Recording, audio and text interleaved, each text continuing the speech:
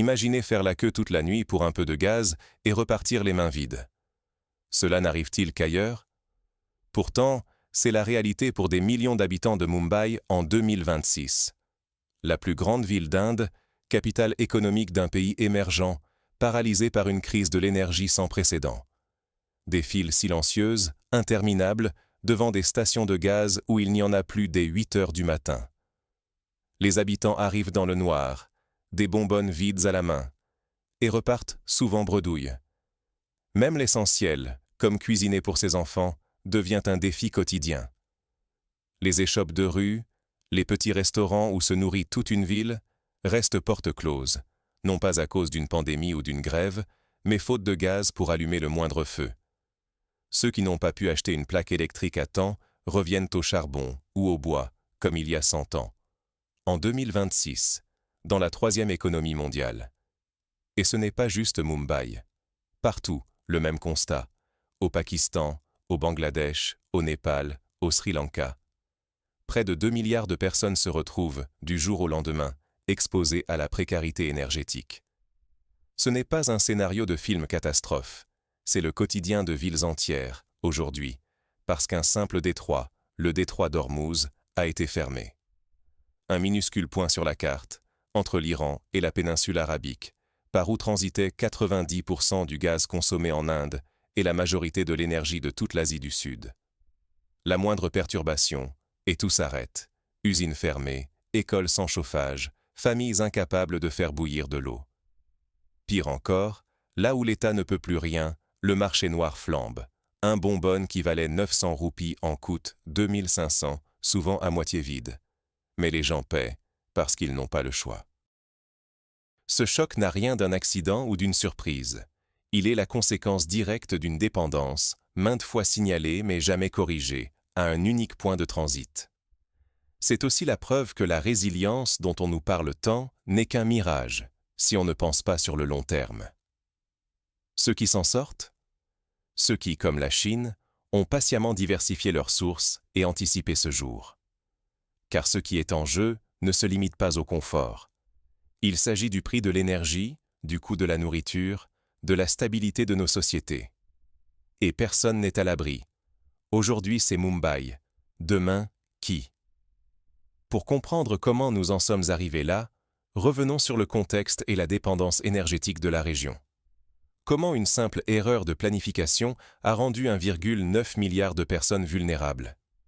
C'est une histoire qui semble presque trop absurde pour être vraie, et pourtant, c'est bien la réalité. Si vous habitez en Inde, au Pakistan, au Bangladesh, au Népal ou au Sri Lanka, votre quotidien, votre emploi, vos repas dépendent tous, directement ou indirectement, d'un point minuscule sur la carte, le détroit d'Ormuz. Ce mince couloir maritime, coincé entre l'Iran et la péninsule arabique, a longtemps été la principale artère par laquelle transitaient les hydrocarbures nécessaires à l'ensemble de l'Asie du Sud. 60% du gaz liquéfié consommé par l'Inde, par exemple, était importé. Et sur ce volume, 90% passait par Ormuz. Oui, 90%, à travers un seul point, connu de tous les analystes, de tous les ministres de l'énergie, inscrit dans tous les rapports de sécurité énergétique. On savait que son blocage était un risque colossal. Mais par facilité, par calcul budgétaire, parce que prévoir coûte cher et que les urgences sont ailleurs, on a préféré espérer que ça irait. Et puis, ce qui devait arriver arriva. Le conflit entre les États-Unis, Israël et l'Iran a suffi à bloquer le détroit. D'un coup, ce n'est plus une statistique abstraite dans un rapport d'experts, c'est la réalité brute. Des files d'attente interminables pour du gaz à Karachi, des foyers bangladais qui s'éclairent à la bougie faute de courant, des commerçants contraints de fermer boutique à Dhaka, incapables de payer l'électricité, des écoles à Colombo qui raccourcissent la semaine scolaire car il n'y a plus rien pour chauffer la cantine. Au Sri Lanka, pays déjà exsangue après sa grave crise financière, la totalité du pétrole et des carburants est importée. Résultat, 25% de hausse des prix du carburant, rationnement sévère, 15 litres par voiture, 5 par moto, un enregistrement obligatoire pour chaque plein, et même l'invention du mercredi férié dans certaines administrations pour réduire la consommation d'essence. Les étudiants perdent des jours de cours, des fonctionnaires travaillent à distance, non par modernité, mais pour économiser la moindre goutte d'essence. Et le Sri Lanka n'est pas seul. En Inde, dans le Gujarat, des usines ferment, faute d'énergie. Au Bangladesh, c'est la valse des coupures électriques, quartier après quartier. Aux Philippines, l'État distribue des aides d'urgence aux chauffeurs de tuk-tuk, aux pêcheurs, aux agriculteurs, tous étranglés par la flambée des prix. À Bangkok, on a demandé aux fonctionnaires de venir sans veste. Pas pour la mode, mais pour pouvoir augmenter la température des climatiseurs et économiser le moindre kilowatt. Ce n'est pas une crise réservée à un Sud global, incapable ou désorganisé.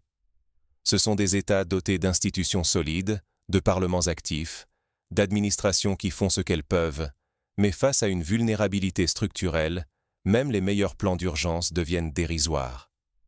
Rationner l'essence, fermer les écoles, demander aux gens d'enlever leurs vestes. Ce n'est pas de la résilience, c'est la preuve qu'il ne reste plus d'alternative. Derrière chaque chiffre, il y a des millions de vies bouleversées, perte d'emplois, stagnation économique, explosion du marché noir, montée des tensions sociales et surtout, cette angoisse de voir l'État impuissant à garantir les besoins de base. Mais la crise ne s'arrête pas là, ni aux frontières des pays les plus fragiles. Même les puissances du pétrole, même les vitrines du Golfe aujourd'hui paient, elles aussi, un prix très élevé. Et si même ceux qui ont du pétrole voyaient leur modèle économique vaciller? On pense souvent que les pétromonarchies du Golfe, avec leurs gratte-ciel et leurs richesses insolentes, sont à l'abri de toutes les tempêtes. Pourtant, ce n'est plus du tout le cas. Regardez Dubaï, Abu Dhabi, le Qatar ou Bahreïn. En quelques décennies, ils ont transformé le désert en véritable vitrine mondiale, tout misant sur 3 piliers, le transit international, le tourisme de luxe et bien sûr, la sécurité énergétique. Sauf qu'aujourd'hui, cette façade craque de partout. Dubaï, par exemple, perd chaque minute 1 million de dollars. Oui, 1 million. Le temps d'entendre cette phrase, et la ville a déjà perdu plus que le salaire annuel d'un cadre supérieur. Sur l'ensemble du Golfe, l'industrie touristique enregistre près de 15 millions d'euros de pertes chaque jour. Derrière les hôtels vides et les centres commerciaux déserts, c'est toute une économie qui tourne au ralenti. Les restaurants ferment, les parcs d'attractions aussi, et le secteur du luxe voit ses vitrines s'éteindre une à une. Mais les chiffres ne disent pas tout. Ce qui ne se voit pas tout de suite, c'est l'exode silencieux de dizaines de milliers de travailleurs qualifiés, ingénieurs, informaticiens, managers venus d'Inde, de Londres ou de Singapour, qui faisaient tourner la machine sous le vernis du rêve.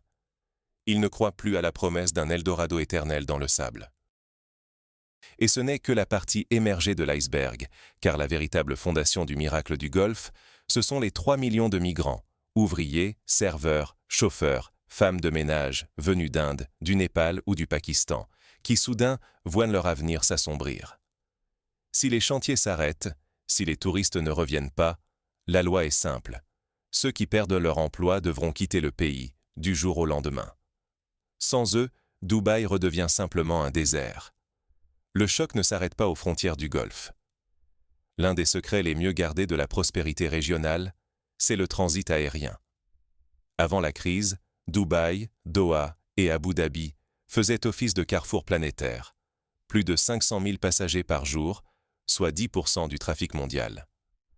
Voyager de Londres à Bangkok, de Francfort à Singapour, de Moscou à Tokyo, tout passait par là, parce que c'était plus simple, plus rapide et moins cher. Emirates, Etihad, Qatar Airways, 3 compagnies qui, ensemble, ont fait des sables brûlants le centre névralgique du monde. Aujourd'hui, ce hub mondial fonctionne au ralenti. Résultat ? Ce ne sont pas seulement les hôtels du Golfe qui sont vides. En Asie et en Europe aussi, le tourisme souffre. Les touristes européens, qui partaient pour la Thaïlande ou Bali via Dubaï, préfèrent désormais rester chez eux ou perdent des billets hors de prix pour éviter une zone devenue instable. Et le problème ne va pas s'arranger. Il manque déjà de pilotes expérimentés et beaucoup refusent de travailler dans une région jugée risquée. Mais vous pensez peut-être, tout ça, c'est loin de chez moi. Erreur. Parce que le choc énergétique ne s'arrête pas aux palmiers artificiels. La hausse des prix de l'énergie frappe toute la chaîne agroalimentaire, jusqu'au marché européen. Au Royaume-Uni, on annonce déjà la flambée du prix des tomates, du lait, des concombres. Rien de surprenant. Dans les serres, tout est chauffé au gaz, et ce gaz coûte désormais une fortune. La Commission européenne propose de puiser dans les réserves stratégiques pour calmer la tempête, mais c'est un pansement sur une jambe de bois. Brûler nos réserves pour éteindre le brasier, c'est retarder l'inévitable. Ce qu'on voit, c'est un effet domino. Perte de revenus colossaux pour les monarchies du Golfe, chômage en cascade, secteurs entiers sur la sellette, et, au bout de la chaîne, une contagion économique qui touche chacun d'entre nous, des supermarchés jusqu'au portefeuille. Alors, pourquoi cette crise se répète-t-elle sans que personne n'en tire de véritables leçons? Pourquoi le monde répète-t-il toujours les mêmes erreurs, alors qu'un acteur tire son épingle du jeu? Regardons de plus près ces 3 crises énergétiques récentes. 3 moments où la sonnette d'alarme a retenti, mais où, à chaque fois, l'histoire s'est répétée. Première alerte. 2020, la pandémie de Covid. Le monde entier découvre avec effroi la fragilité des chaînes logistiques mondiales. Tout le monde comprend soudainement que quand un port ferme en Chine ou qu'une usine de microprocesseurs en Malaisie s'arrête, toute l'industrie automobile allemande peut se retrouver à l'arrêt. Les conclusions sont limpides. Il faut diversifier, il faut des fournisseurs alternatifs, il faut relocaliser certains maillons critiques. Mais dans la réalité, les gouvernements promettent, les rapports s'accumulent, mais l'action reste timide. Pourquoi? Parce que la vraie diversification coûte cher, que les budgets post-pandémie sont déjà sous pression, et surtout que « ça ira bien, on verra plus tard » reste la règle tacite. Deuxième choc. 2022. L'invasion de l'Ukraine par la Russie. Cette fois, c'est l'énergie qui est au cœur de la crise. L'Europe réalise brutalement sa dépendance au gaz russe. Tout le monde connaît la leçon. Il faut diversifier les sources, il faut investir dans les alternatives, il faut renforcer ses propres capacités. Alors, on change de fournisseur, on se tourne vers le gaz américain, qatari, norvégien. Mais structurellement, rien ne bouge. La dépendance à quelques points de transit, à des terminaux précis, à des détroits stratégiques, notamment le détroit d'Ormuz, demeure. On ne repense pas l'architecture du système, on remplace simplement une dépendance par une autre, en espérant que tout tienne. Ce qui a changé? Pas grand-chose, sauf peut-être les discours officiels, qui se veulent rassurants. Tout ça est temporaire. Le marché va s'ajuster. Troisième crise. 2026, le détroit d'Ormuz est fermé. Cette fois, c'est la synthèse de tous les avertissements ignorés. Ce fameux point de transit, que tout le monde savait ultra sensible, se retrouve paralysé. Résultat, 90% du gaz importé de certains pays asiatiques ne circule plus. L'impact est immédiat.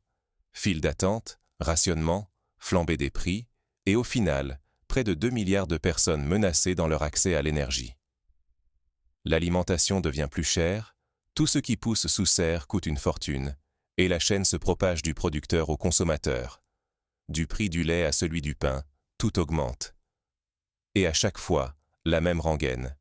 C'est temporaire, ça va repartir. Mais la réalité, c'est que ces crises s'empilent, et que chaque retour à la normale est plus fragile que le précédent.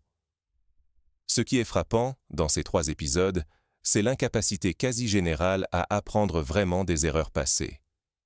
Les annonces de diversification tombent à chaque fois, mais les transformations structurelles sont remises à plus tard, trop coûteuses, trop complexes, trop risquées politiquement.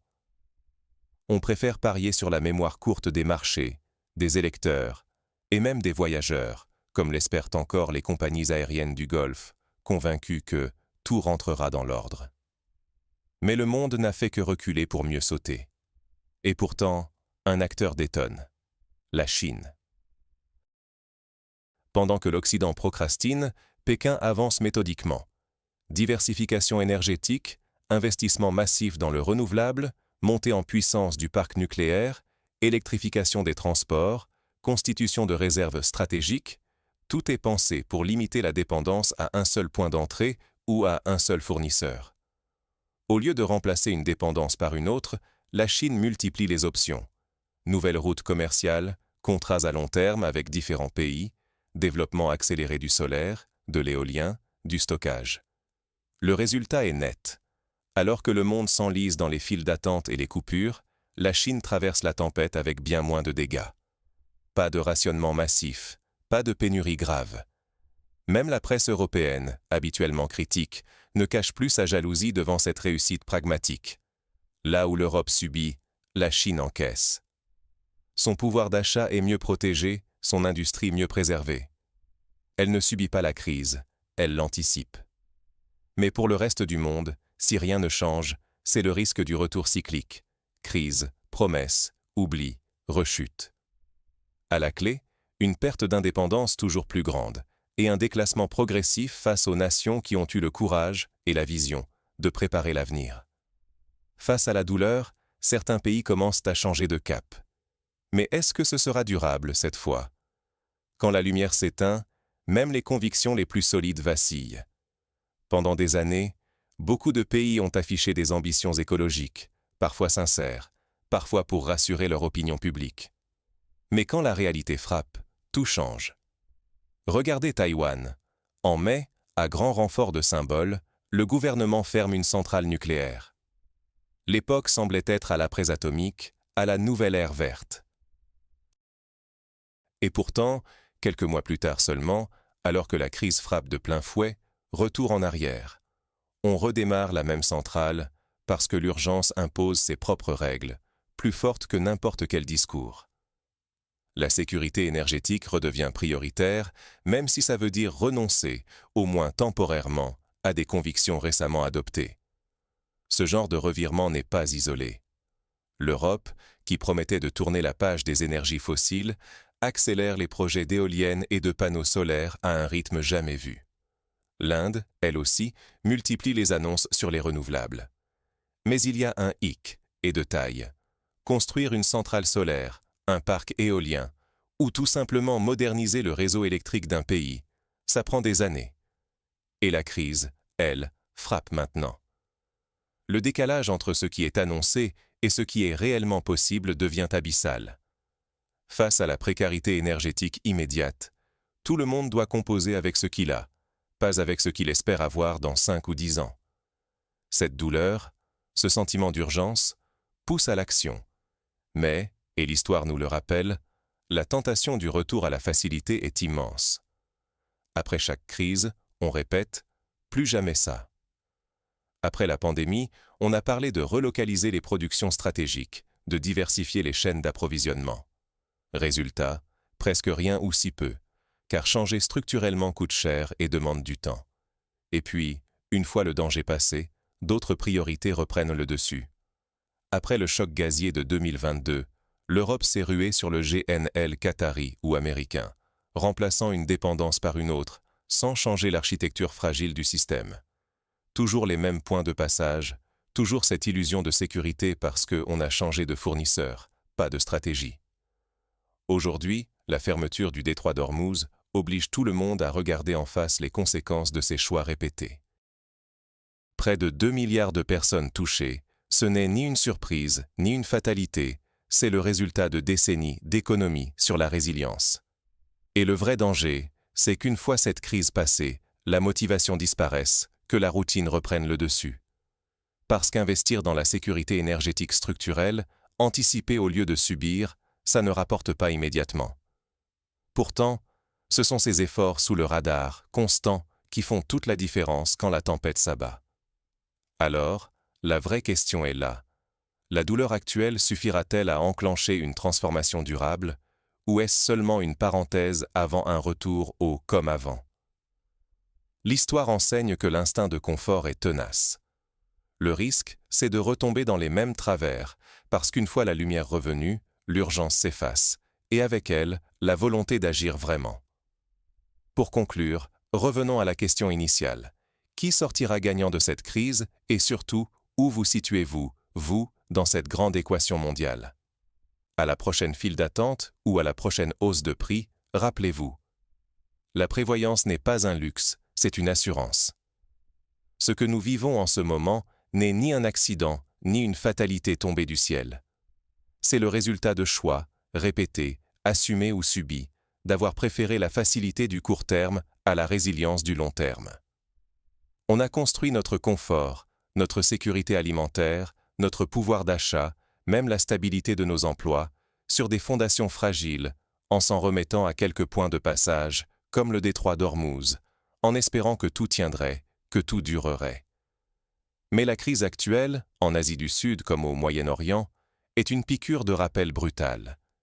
Il suffit d'une étincelle, d'un blocage ou d'une tension pour que tout le système menace de vaciller. Près de 2 milliards de personnes se retrouvent à la merci d'une coupure, d'une panne, d'une décision prise à des milliers de kilomètres. Et pendant que la plupart des gouvernements improvisent des solutions d'urgence en promettant que ça ira mieux demain, certains, comme la Chine, avancent, patiemment, méthodiquement. La différence ? La Chine n'a pas attendu la crise pour agir.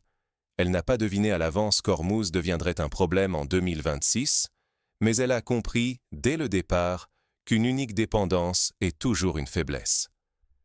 Année après année, elle a diversifié ses sources d'approvisionnement, bâti des infrastructures, investi dans le stockage et la production locale. Pas de grandes déclarations, pas de promesses spectaculaires, juste du travail de fond, discret mais déterminant. Résultat, aujourd'hui, c'est elle qui encaisse le choc avec le moins de dégâts. Et les autres ? Ils perdent le prix de l'inaction. Ces renoncements successifs à anticiper, à investir, à penser au-delà du prochain trimestre, se traduisent maintenant par des files d'attente, des coupures, des factures qui explosent. Partout, on voit des volte-face. Des pays qui avaient tourné le dos au nucléaire le relancent en urgence. Des gouvernements qui avaient juré que le charbon, c'était fini, s'y résignent à nouveau.